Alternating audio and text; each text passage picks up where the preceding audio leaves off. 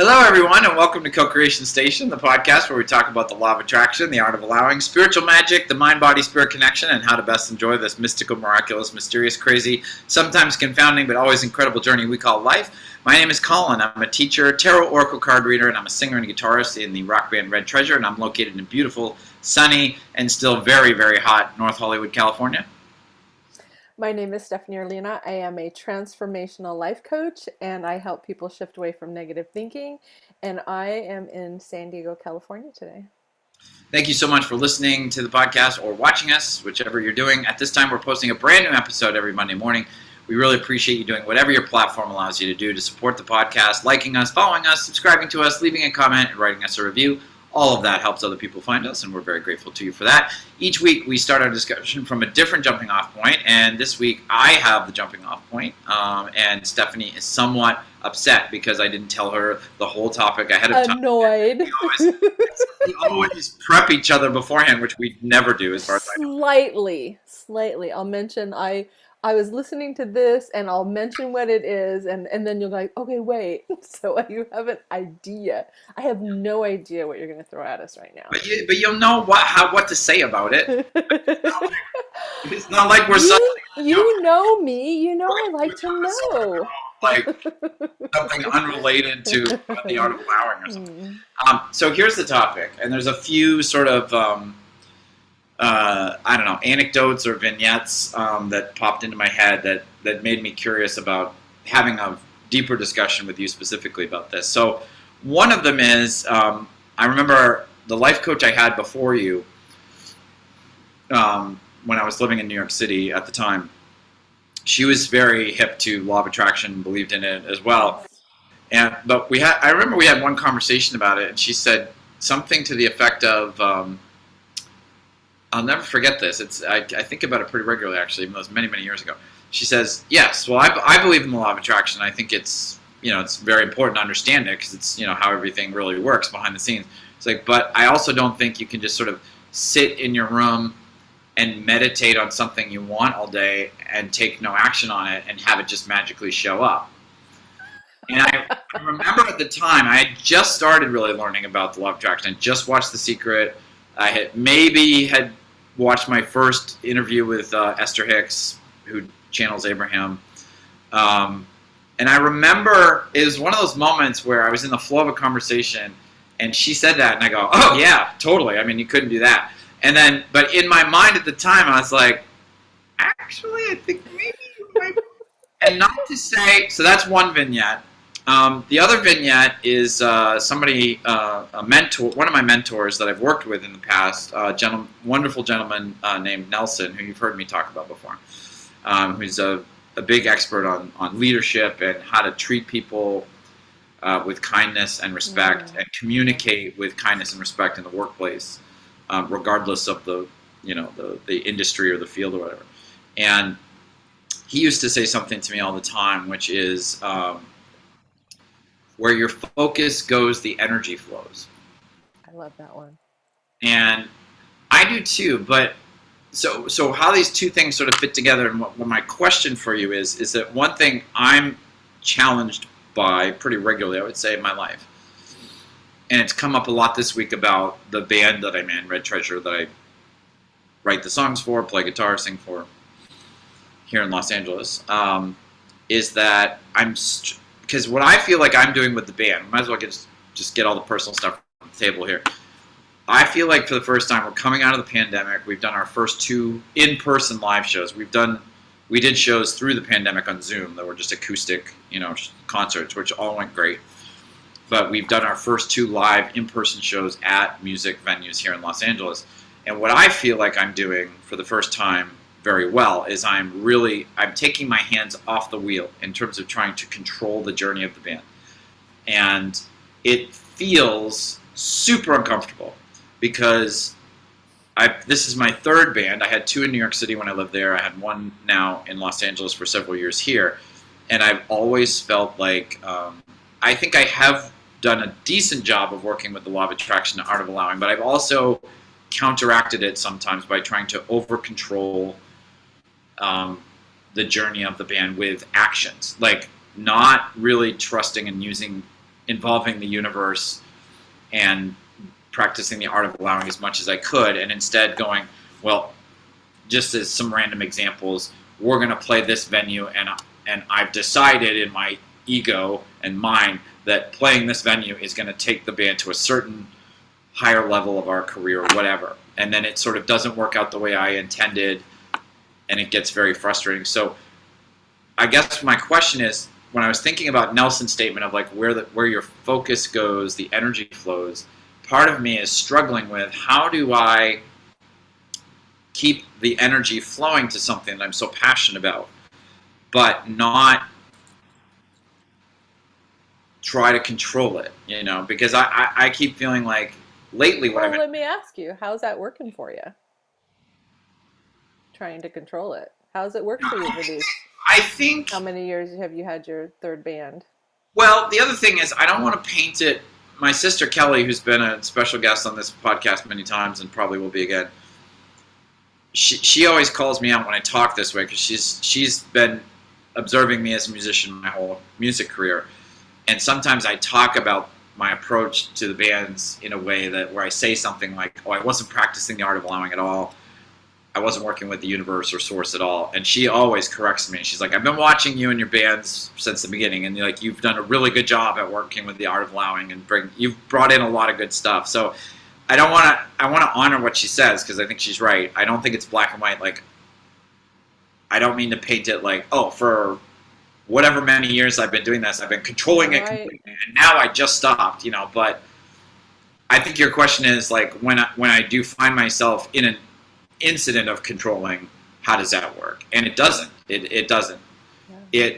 But I think the trap that I fall into with it is until the results happen, I'm more comfortable in the sense that like, well, I feel like I'm doing something. Like if somebody asks me like, well, you told me, I think this is what you've said, I'm going to do 1%. Yeah. And let higher power do 99%. Yeah. So it sounds to me like you booking a gig is the 1%. And in friend time, you were telling me about the show you did last night. Was it last night? Or Friday we night? played 2 nights ago. Yeah. Okay, Friday night. Yeah.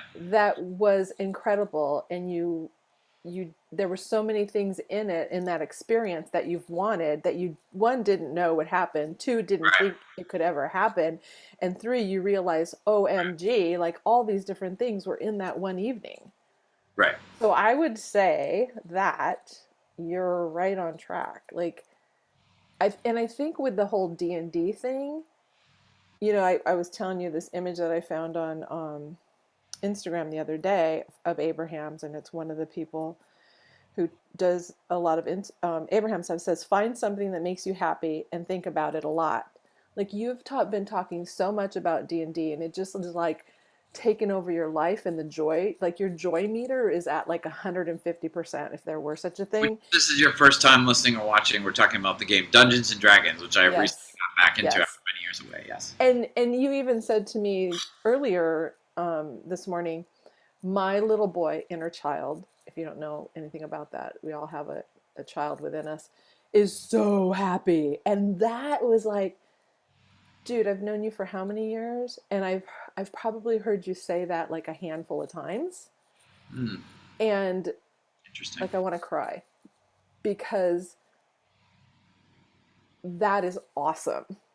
Like it's not something you say very often, but when you do, it makes my heart sing because like I know what that feels like for my little girl to be so happy, because that brings me so much joy. Yeah. And so, there's another image that I captured on social media about Abraham's quotes, and it was like, find something to feel like, let's say you want to create a relationship.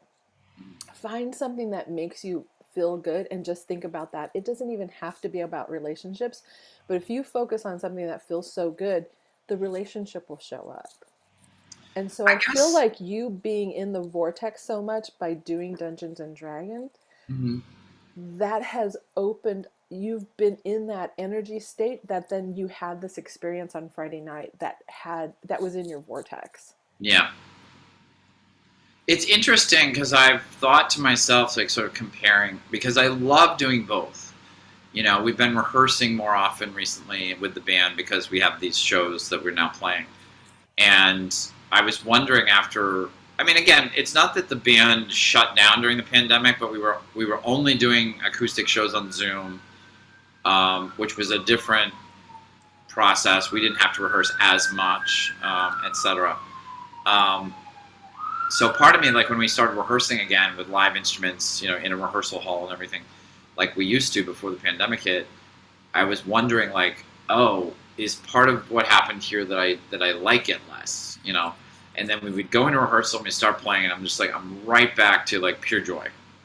Like when I rehearse with the band, I'm in pure joy. Mm. And both of the two shows we've done, when I'm on stage performing, pure joy, start to Mm. finish. Yeah. So it's like, okay, so that part I'm doing right, you know, like that part I'm doing right. I guess It's not what's, a matter of doing right. It's a matter of, oh, I'm in the vortex when I'm doing this thing. So yeah, that's a good thing. I think It's that, not about right, wrong, good, or bad. It's like, is this working for me or not? yeah. Am I in alignment? What's interesting comparing Dungeons and Dragons to the band, and I kind of know part of what's going on here is like I don't really have like with Dungeons and Dragons, my only goal is to play and have fun. Like I'm not worried about results so much. I'm really worried about if I'm worried about any results at all, and I wouldn't even call it worried. It's just like I'm working because I run the game that I'm currently most involved in, and I have 8 other people who are the players, and so I do feel like part of my job, if I can call it, it's not even a real job, but it's too much fun to be call it a job. But like I do have a responsibility to make sure And they. isn't that funny? We think of a job as not fun. Yeah, that word actually, yeah, You said that, and I'm like, oh, yeah. No, that's interesting. I never thought about that before, but you're totally right. I feel like when normally, at least in America, which is all I'm familiar with, really, when you say the word job, it has this like kind of negative connotation most of the time. yeah.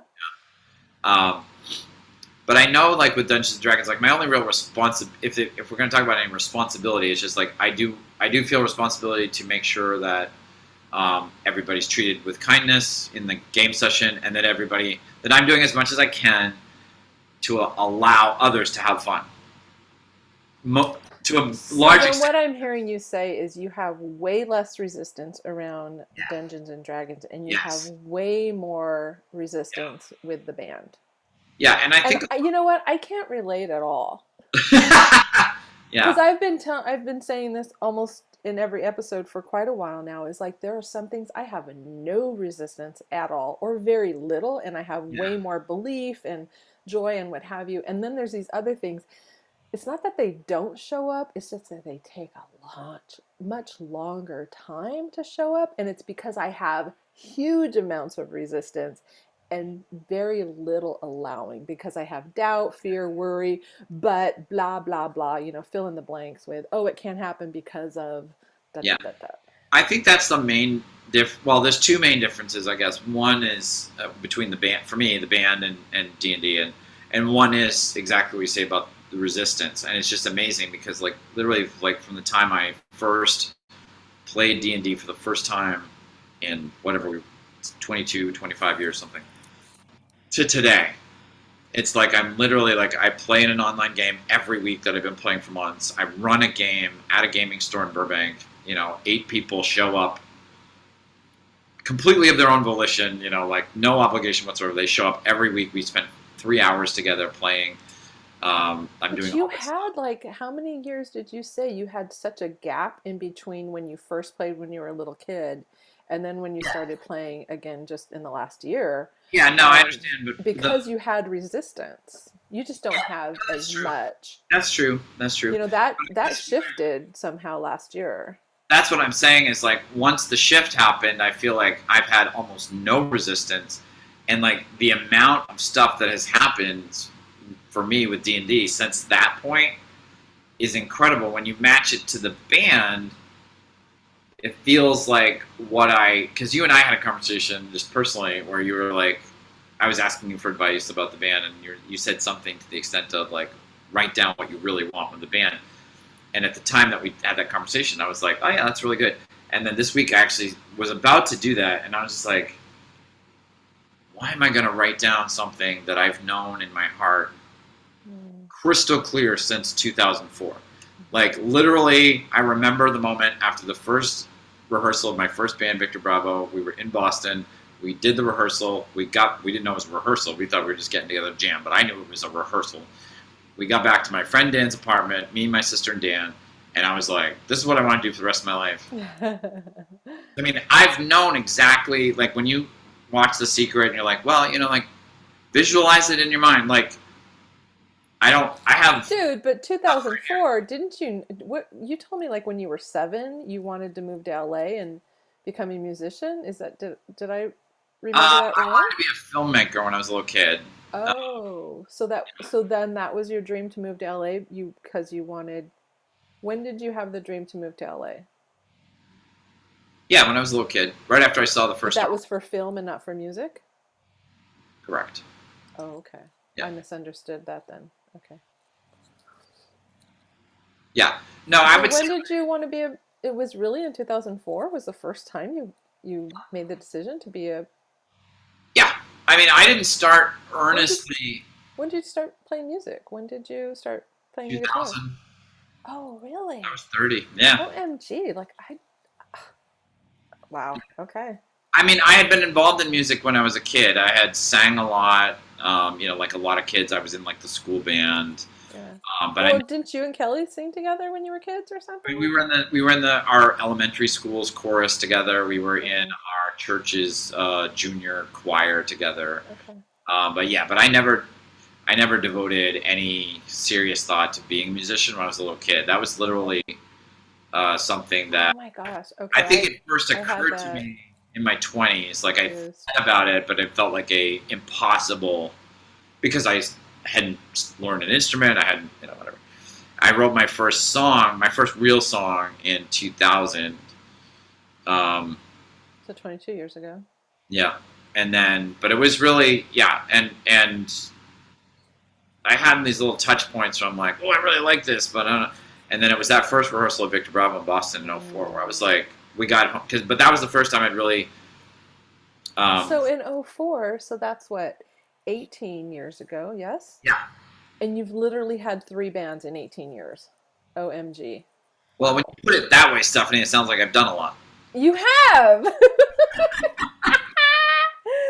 Oh my God. So you just haven't achieved your highest vision, let's I call think, it, yeah, I think that's the thing that I'm challenged with right now. Is like, yeah, I think I yet. definitely, yeah, and I think so. The two questions are, and that did occur to me. As I told you, I was not in a good mood when I went to the show Friday night, but I was in a great mood as soon as I got from the time I got there, and then after that I was fine.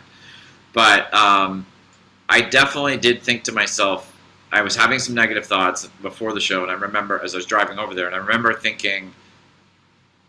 In fact, I think I have it on my refrigerator. Ken Ashety's quote. It says, "The only thing a dream needs is time." Oh, I like And that like, one. it's just like if you have a dream of like, well, I'm gonna be a filmmaker someday, or I'm gonna have a big house someday, or whatever. If you just decide you're not gonna have it, and you're gonna not ever take any further action on it, and you're gonna decide it's not gonna happen, that's the end of the dream, like right there. But it's not the universe. That's not the universe, the art of allowing, law of attraction, anything. That's It you. really isn't the end of the dream. Well, that's Because a we whole other episode. can, That's another episode. In this episode. because as soon as we want something, it's in our vortex. And both you and I and everyone listening, we have wanted something that we were like, no, I can't have it, or like you said, and then it still happened. Yeah. Anyway, the one question I wanted you to answer as we go through this is, so I understand the whole 1% thing, but it's like, how low can you go? Like how much do you have to take your hands off the wheel? Okay, you want me to tell you a story? Yeah. I've said this story before, but when you first started talking, I'm like, oh, I need to share this story again. So several summers ago, this is like iPod time.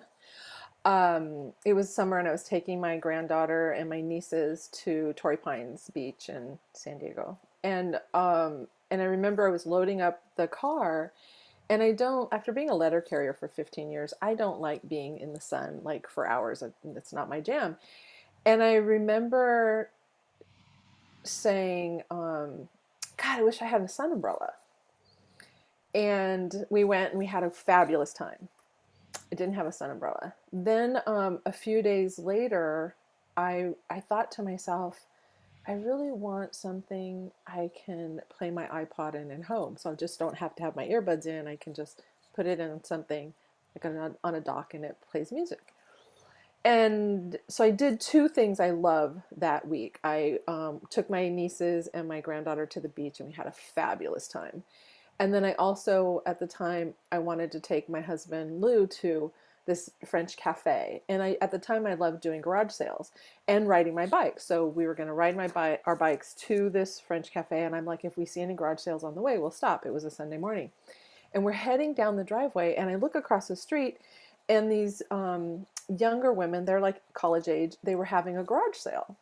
And I was like, oh, fabulous. So we head over there and I start looking around and they had some journals that weren't used and I'm picking up those. And then one of the sisters says to me, do you have an iPod? And I go, yeah, I do. And she goes, hang on a second. And she turns around and she heads into the house and I'm still looking for more stuff. And she comes out with this big brown paper bag and she folds this and it's iHome. And she's like, it's brand new. All she didn't have, she just didn't have the remote. And I just looked at it, my mouth must have fell open. And she goes, yeah, I don't like Apple. And she starts telling me all the reasons why she doesn't like Apple products. And it's a brand new iHome that I can put my iPod on and play music on. And I go, how much do you want for it? She goes, $25. At the time, they were going for like 200, I think. And so I'm like, yeah, sure. And inside, I'm like, oh my God. And so I, start to buy a couple other things. And then their friend pulls up in a Jeep and she's got all kinds of stuff in the back. And she starts putting a bunch of stuff from the Jeep onto the grass. And there's this long, thin thing. And I walk over to her and I go, what's that? And she goes, oh, it's a sun umbrella. I go, how much? I go, how much? She goes, $5. So in days' time, I didn't do anything but ask. One, I said out loud to my nieces and granddaughter that I need a sun umbrella. The other one, I just thought I would really like something that I could play my iPod on at home. And went out and had fun that week. I really had like the best week ever. And I didn't do anything other. I shouldn't say it. So this is where I want to change the story. And then I did my part. I asked, which we do automatically. And then I went out and enjoyed myself. I was in the vortex. I was enjoying myself, appreciating having fun. I didn't do all those things that we say we have to do, which is take action. And I think we want to change that verbiage to laughing, napping, relaxing, playing, having fun is taking action. Because we think it has to be work. Yeah.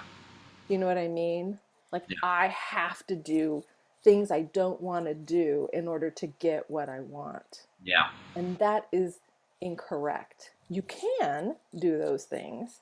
Right. And as my story shows, we can be in the vortex and allow the universe, because never in my wildest dreams could I have imagined any of that. I literally walked across the street and got what I wanted while I was enjoying myself. That's a great story. I think what I got, I'll just sort of share with you what I got out of that as I was listening, is that, and I think this involves something, I think we've talked about this on a couple episodes in the past about intuition, is that it's important, or it's helpful. You don't have to do it, but it's helpful if you can listen to, however you want to think about it, higher power, spirit, the universe, whatever, in terms of what is best for you to do about your dream or about your vision or about something you want to attract into manifested reality, instead of just going with like your analytical thing, especially if your analytical thoughts about what I should do bring up resistance. I think there are some parts of any, just like any job in the world or any task or project in the world, There's going to be things with the band that I need to do that aren't super fun, like, you know, Dave Grohl still has to either do his taxes or he probably pays somebody else, but he's got to get the paperwork together and give them to his accountant or whatever. And that's probably not the most fun day of his life. And But what Tony Robbins says about that, he calls it crunching, is when you do something you enjoy with something that you don't enjoy. Like, I don't like yeah. cleaning the house, but if I listen to music or dance while I'm doing it, Okay. it's a little more enjoyable. Yeah, that's cool. Yeah, because I think there's something like coming out of the pandemic sort of happened, and I really appreciate today's episode because it wasn't just a great discussion for me, but it also helped me a lot. Is to see is that like there's been an imbalance, and we can argue about whose fault that is, but there's been an imbalance in terms of the tasks that seem to be in front of me for the band are there's way more that I don't enjoy than ones that I do enjoy. And it's been feeling off in that way, because usually it feels like there's at least balance, like there's at least stuff I like doing and some stuff I have to do that I don't necessarily enjoy, or the stuff I enjoy is way more. There's way more of those things than the other thing. And just coming out of the pandemic and trying to figure out like where should we be playing and how do we get people. It's different for everybody, but people are not used to going out to live events the way that they were prior to the pandemic. Dude, you did a show on Friday and you had the previous band's people stay for your show. That hasn't happened in a really long time. Yeah, You've done two shows recently. it One never there happens there in New were York like, or LA. People who don't live in New York or LA don't know that just never happens here. It's so funny. yeah, and so But you yeah, had that happen on Friday. Like there's a shift that occurred on yeah. Friday. There's a Also, shift that one occurred thing. prior to Friday, and Yeah, you experienced the that shift on Friday. yeah. And that's the one thing about. I'm glad you called that out because like as soon as I got to the venue on Friday's show, I could talk more about like how things felt than what the details of what was going on. Like the most honest I can say is that like my emotion shifted from resistance to like joy and ease. Well, just and say what you said that you were telling yourself because you were having all these negative thoughts. And then what did you say to yourself? Oh, just shut up. No, I was in a really bad mood, and it's That always was brilliant. the And more you listened to yourself, like right se- on. You more called it out. more seasons of this podcast we do, the more ridiculous it gets when I get negative in my own mind because I'm like, I'm Hey, aware that I've been there recently and it does I'm like, "Oh my God, like I was telling you earlier, I'm like I was like, what makes you happy?" And I'm like, "I can't think of anything that makes me happy." And I'm like, that anybody who knows me is so not me. But because I've been on these worry and fear trains, it's well, also, disappeared. I mean, imagine binge listening to 20 episodes of this podcast and then talking to you and like, what's going on, Stephanie? You're like, well, I'm really struggling with negative thinking right now. It's like, oh, you're the co-host of this podcast where you tell everybody to like think positively all the time. You're like, yeah, Yeah, however, I am going to brag that I am doing far better than most people in my position. I'm like right at the tail end of a divorce. Like, are you freaking kidding me? Like, of yeah, course I'm gonna be. And honestly, compared to what the reality of what's going on, I'm doing really well. But for me, I'm off and it feels funky as F. well, But that's like, for some people, on a scale of 1 to 100, I'm like on a 10 and most people would be on a 90, but it feels like a 90 to me because yeah. my yeah, so anyways, Well, but one of the things I love, shout out to Hala. Shout out for my own one of the things mother. I do love about, I mean, we're joking about that, but one of the things I do love about the podcast is that just doing it helps me. I mean, I just feel like I don't know how anybody grows up, at least in the American culture that I've grown up in, um, and gets into adulthood with like pure positive thinking. Like, yeah, it's just there's just a lot of most people experience a lot of negative thinking programming when they're growing up, and they just end up with beliefs that are not helpful. And so I think for me, I've always looked at this is just a lifelong improvement project. Absolutely. I don't have a finish line of like the day that I have no negative thoughts. You know, Yeah. it's just more That like, is when I take my last breath, because then I'm pure energy at that point, and then there's like that doesn't exist in that realm. yeah. But it does. I mean, I think it does sometimes. Like you and I have a higher standard for ourselves because we're like, you know, how can I be struggling with negative thing? I talk for 45 minutes a week. I tell people not to do this, and here I am doing it. But yeah, I was having a lot of negative thoughts on my drive over to the venue. It was really like we talked last episode about the express train to Angryville or whatever, Angry Town. And I was definitely on that express train. But the one thing, so I couldn't flip it. I couldn't start having, it just wasn't going to happen for me to go from all these negative toxic thoughts to like, oh no, everything's great. You know, like that would be, that would Momentum had built up. I had Yeah. a lot of momentum. Yeah. But what I did tell myself, I was able to catch it, number one. I knew what was happening. So that's the first, it's like solving any problem. You got to be aware of the problem to be able to have any hope of And solving. that shows like the progress, right? Of like Yeah.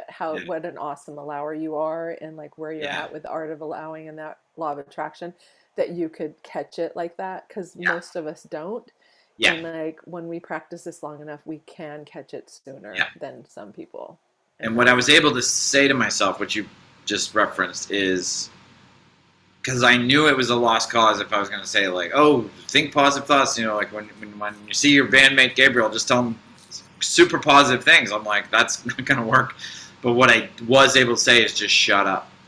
Just don't verbalize. Don't give energy to those negative thoughts and Perpetuate keep it. the momentum going by passing it along to other people. Yeah, Because exactly. that's the one thing. I shared another story with you from last night. I went to see my friend Corey Landis, who's actually in our band too, but he has his own band, and I went to see him play his band was playing for the first time since before the pandemic, I think.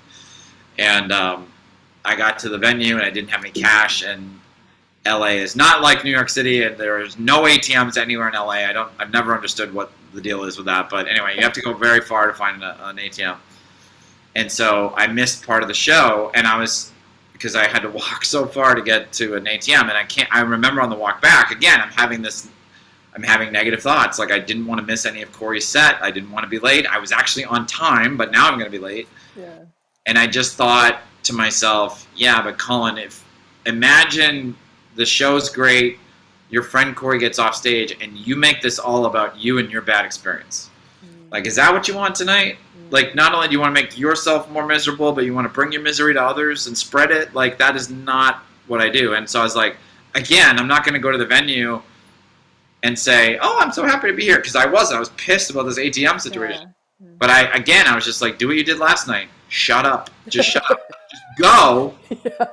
And provide the opportunity for other people's energy, the universe, like let other people just allow. That's by shutting up, you can allow things more powerful than you to help shift your vibration, help shift your perspective. And it totally worked. I had the best night ever. The show was amazing. That's awesome. And I think everybody that I talked to after the show experienced me as this like super happy person, which like literally 45 minutes earlier, it's like, oh, you would not have wanted to talk to me while I'm walking up Wilshire with a stick in my butt about the ATM situation. But so anyway, all right, good chat. Thank you for everything you shared. It was really helpful. You're welcome. Yeah, I think a lot of people hopefully can relate to these sorts of things. So hopefully. All right. Let me get my closing script up here, which I didn't have any. We're so happy that you joined us here today. Remember that at this time we are posting a brand new episode every Monday morning for you. We truly appreciate you doing whatever your platform allows you to do to support us, like us, follow us, subscribe to us, leave us a comment, write us a review. All of that helps other people find us. All of our social media links and our email address, if you want to email us, are in the description in the YouTube video down below. We wish you a happy and abundant week, and we look forward to you joining us again on the next episode of Co-Creation Station. Have a great week, everybody.